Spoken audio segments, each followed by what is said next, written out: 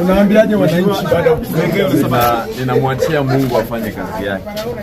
Ninamwachia Mungu afanye kazi yake. Lakini ungetia neno kwa sababu umekuwa mrefu mdogo. Hujawahi kuonekana kwenye siasa.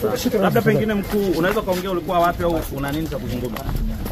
Ungesema namwachia Mungu afanye kazi yake. Okay. Mbarikiwe sana. Lakini ungesema lolote kwa sababu kumwachia Mungu uchaguzi haitoshi. Ndio hilo nimeshasema.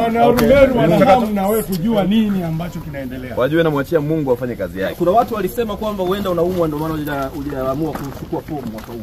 Kwa nini umechelewa kiasi? Basi Mungu awabariki sana. Mheshimiwa, ungetujibu ingalau neno tusikie neno lako tu ingalau. Ukimya wako umezidi kwa muda mrefu mheshimiwa. Mheshimiwa Sabaya, watu wanatamani kusikia neno moja kutoka kwako.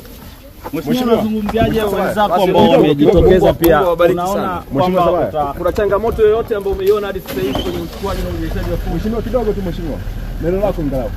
Kidogo sana mheshimiwa. Jessica, usitoe gari kwanza hadi tumalize na mheshimiwa.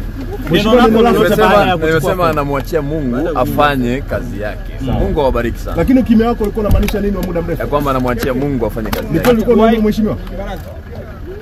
Hatukuwahi kukuona ukizungumza chochote. Leo ndo mara ya kwanza umetokea hadharani kuzungumza mambo ya mheshimiwa. Ni kazi ipi ambayo Mungu anataka ifanye? Yaani ambayo unamwachia Mungu ifanye wakati fomu umechukua wewe kama mwanasiasa? Shukrani. Basi mbarikiwe sana.